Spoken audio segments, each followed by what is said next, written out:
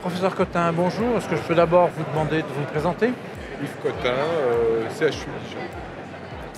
Vous êtes cardiologue, interventionnel aussi. Oui, exact. Voilà. Entre autres. Entre Vous autres, vous intéressez à beaucoup de choses. on essaye. Je vous ai fait venir devant notre micro parce que on a eu une ou deux réactions à chaud sur l'étude complète et vous avez pris le temps de regarder l'article qui a été publié simultanément. Et il y a peut-être des données qui sont difficiles à métaboliser comme ça à chaud pendant la présentation Princeps. Donc est-ce que dans l'étude complète déjà, les données d'inclusion vous ont paru correctes? Oui, alors je crois que complète, les résultats sont relativement simples. La revascularisation des lésions non coupables apporte un bénéfice sur le long terme sur un critère dur que sont décès et réinfarctus du myocarde après un suivi moyen de 3 ans. Ça, c'est le résultat global, il ne peut pas être mis en cause. Et c'est justement sur les détails que j'aimerais Ouais. bien vous questionner. Alors, les détails sont extrêmement intéressants. D'abord, le critère de jugement de la lésion non coupable. Là, il y a une définition très stricte qui a été utilisée par les auteurs, c'est-à-dire des lésions des artères de plus de 5 mm, des lésions de 70% de sténose, quelles qu'en soient les caractéristiques. Et si la lésion était entre 50 et 70, les auteurs devaient réaliser systématiquement une FFR. Donc on est vraiment dans les bonnes pratiques aujourd'hui. Lésion serrée, on dilate. Lésion intermédiaire, on évalue avant de dilater. Donc ça, à mon avis, c'est un des points forts de l'étude. Les deux points sur lesquels il faudra discuter et voir ce qui se passe, et c'est l'intérêt de lire le New England, c'est les critères d'exclusion. Il y a 3 critères d'exclusion qui sont mentionnés.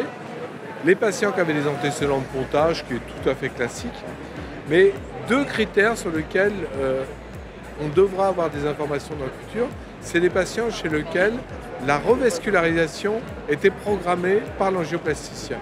Que ce soit une revascularisation par pontage, orthocoronarien, ou par angioplastie. Pourquoi? Parce que la randomisation ne se faisait pas à la phase aiguë, mais dans les 72 heures après la revascularisation de la lésion coupable. Donc on a une population, on va dire, à très haut risque, qui dans tous les cas de l'étude a été revascularisée. Et donc il faudra qu'on voit les données de ces patients. Notamment la proportion de patients qui correspondent à Voilà. ça. Et on n'a pas cette donnée aujourd'hui, effectivement, la proportion de patients chez qui on estime que les lésions sont tellement menaçantes qu'il faudra les revasculariser. Complète, c'était revascularisation versus traitement médical. Donc c'est un point très important qu'il faudra préciser dans le futur. Autre élément qui me paraît extrêmement intéressant, c'est le moment de la revascularisation. Je l'ai dit, les patients ont été randomisés dans les 72 heures après la revascularisation de la lésion coupable. Et il y avait une stratification en 2 bras, une revascularisation pendant la même hospitalisation versus une revascularisation au cours d'une 2e hospitalisation.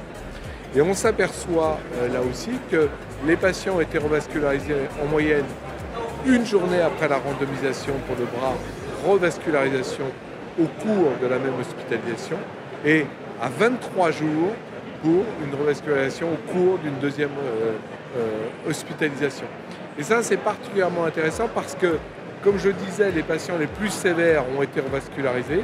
Et donc, on se retrouve avec des patients avec des lésions moyennes ou chez lesquelles le cardiologue avait des doutes de est-ce qu'il faut faire quelque chose ou non. Et d'ailleurs, une des enseignements de complète, un des enseignements majeurs de complète, c'est que le bras qui a été revascularisé, dans les 2 bras, ça marche, on a les mêmes résultats, il n'y a pas d'interaction. Mais celui qui tire le plus grand bénéfice d'une revascularisation, c'est le bras qui a été revascularisé dans un 2e temps. Donc on voit clairement que complète nous apporte beaucoup d'informations sur quel patient je dois revasculariser et à quel moment je dois le faire, et est-ce que c'est intéressant de le réévaluer dans un second temps.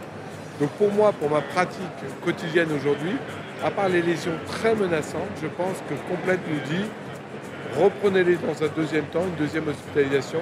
Vous pourrez peut-être faire de la FFR ou ne pas revasculariser des patients qui ont évolué favorablement. Voilà une de mes conclusions aujourd'hui. Et la dernière limite que vous avez donnée, est-ce que l'on peut dire que finalement, ça correspond à une approche pragmatique quotidienne? Oui, je pense que clairement c'est une approche pragmatique. Donc D'ailleurs, c'est pas inutile. c'est loin d'être inutile.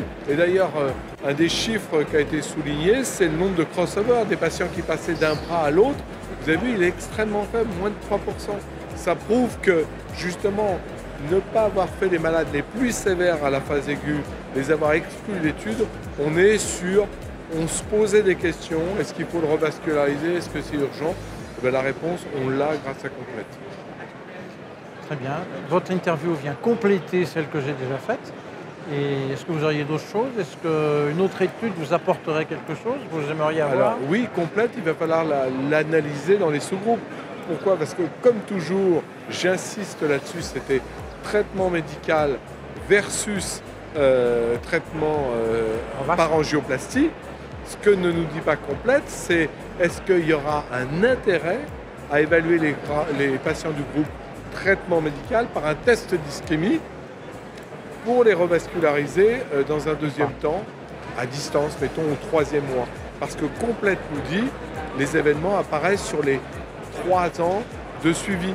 Donc peut-être que ces patients, des patients intermédiaires, il y a un intérêt majeur à les réévaluer secondairement, même s'ils sont dans le groupe traitement médical. Et je pense qu'on aura une réponse relativement rapide. C'est l'étude Ischemia qui va être présentée à l'AHA. Très bien. Dans peu de temps donc, on ne va pas attendre longtemps. Voilà. Merci beaucoup. À bientôt.